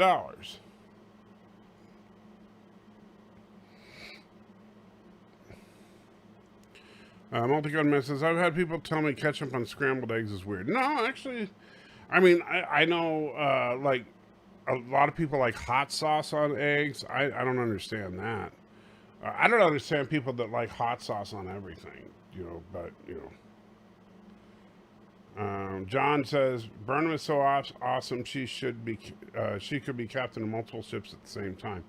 Well, that's another thing they don't really do in Trek that they should, is have people in command of groups of ships.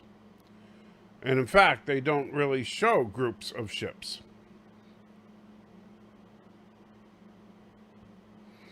Like, it's, you know, the actual Navy has carrier groups, you know, where, you know, it's not like we just send, hey, let's send this aircraft carrier over. You know, the aircraft carrier has a battle group around it. So, but we never see that in Trek. We should. Alex says, whole thing, every slice, run the risk of stomach melting. What? Why would I run the risk of my stomach melting open? You make it sound like, I mean, what's so horrible about this pizza? I mean, nobody died from Nelix's cooking on the show. Some people just didn't like it. But they were never like, oh, people are dying because Nelix is cooking.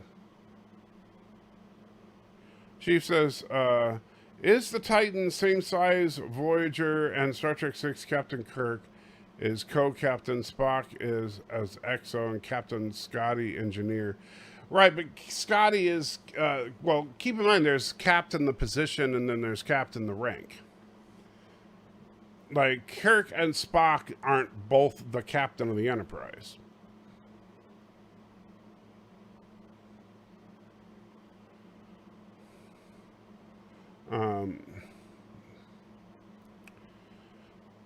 I watched earlier today in an episode of Bonanza here on YouTube that James Doohan and Majel Barrett in it.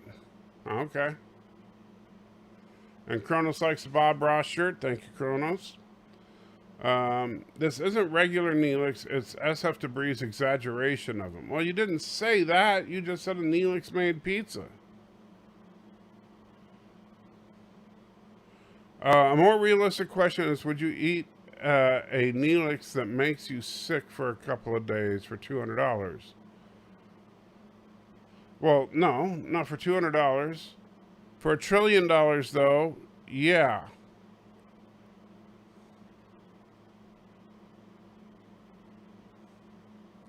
You know? And then for $1 trillion, there's, you know, unless I actually thought I was going to die from it, I would eat almost anything. And Turd Ferguson says, everyone hit like, you turds. That's all right. You don't have to hit like, just because I'm dying. Well, we're all dying, technically. And Daniel says, hello, here in Sweden we eat pizza with pineapple, and the pizza is called Hawaii. It's very popular pizza. Well, we call it Hawaiian-style pizza here as well, pineapple and ham. But it's just, and it's popular, it's just disgusting. Kirk had the perfect death until they wrecked it with the bridge. Don't get me started on that, Jordan. It was so wrong. It's like somebody in the note said, it's like they were shooting Kirk's death, and someone's put it in a note, said, no, Kirk should, die on the bridge. And they're like, oh, you want to die on the bridge? So I swear that's what happened.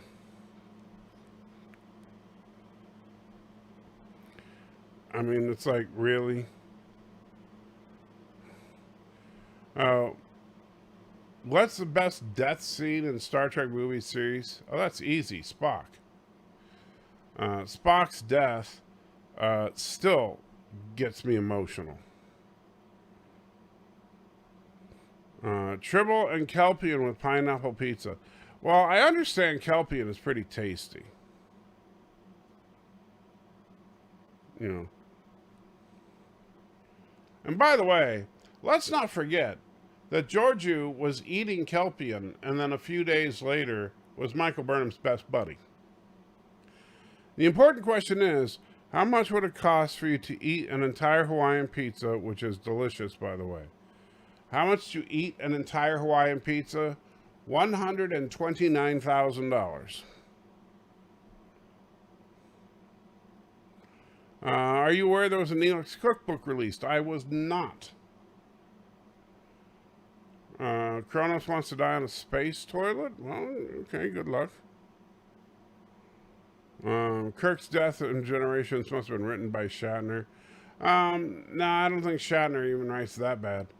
What if Rom had disabled the DS9 weapons in time? Well, at that point, it wouldn't have mattered because they disabled the replication systems on all the mines, which means that the ships could have disabled the mines themselves. The Dominion reinforcements could have disabled the mines. So either way, those reinforcements were coming through. It just would have taken them a few more seconds because they would have had to detonate the mines from the other side. Let's see. Sci-Fi says, I guess Salt Checker never heard of a BLT pizza. Mayo instead of pizza sauce, or chicken bacon ranch pizza. I've heard of them. They just make me want to retch. Like Space Elvis, says Kronos. Oh, die on a space toilet like Space Elvis. Well, maybe you will. Maybe you will. Would you eat a triple Kelpian with pineapple pizza for $200? No. For $2 trillion, sure. Donnie says hi to Kronos. Kronos is celebrating anchovies because, Kronos likes gross things. I guess you just like salt, because really that's all anchovies are, is salt. What's your favorite Nelix moments from Voyager? That's tough.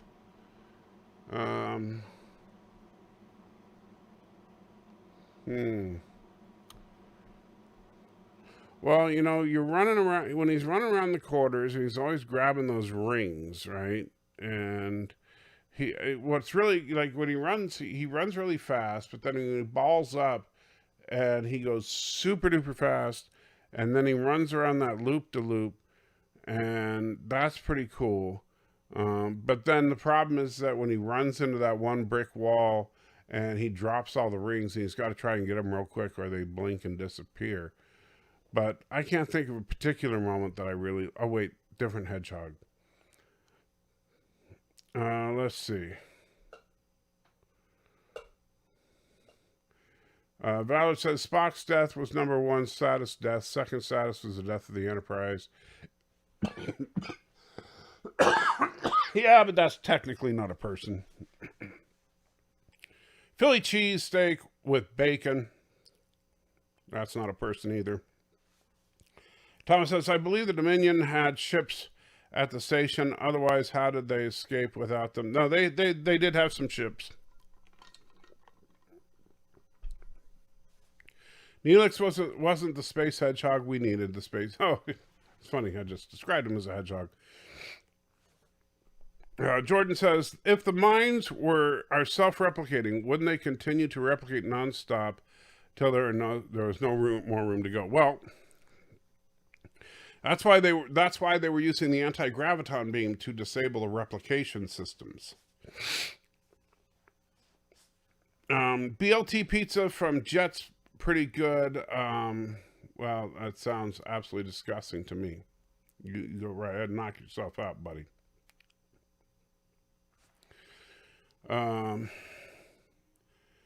Chief Cook says, Salty just found out they're releasing Star Trek 4 in the movie theater again. Tom says he's having a Matthew moment. I must have done something stupid. Malfi says, since Klingons like to eat weird food, you think they would have haggis? You'd think. Like Targ haggis or something. Kronos likes Star Trek 4. Star Trek 4 is good, but I think it's overrated. I like Star Trek 4. Yes, Auntie, they're here. Yeah, they're here. I know. You're all excited now. Yeah, I know. That means it's dinner time, huh? So, yes, that is the sound of Auntie and Puka are all excited because the missus is home. And the missus being home means that they get to eat. So that also means that I get to wrap it up here. Right, Auntie? You gonna say goodbye? You say something? Auntie? Say. There you go. Yeah, I know. It's so tough being a dog. You just get everything given to you. All right, guys. So I am going to wrap it up there. Yeah, Auntie woke up when the car pulls up. She hears that. You confuse Nelix with Sonic, so it's a Matthew moment. Oh no, Nelix is a hedgehog, just like Sonic. That's all. Yes, Auntie, we're going. All right, guys, let you go before Auntie tears this person apart. Yes, we're gonna go. All right, take care, live long and prosper, Jolan true, and all that. Yes, Auntie.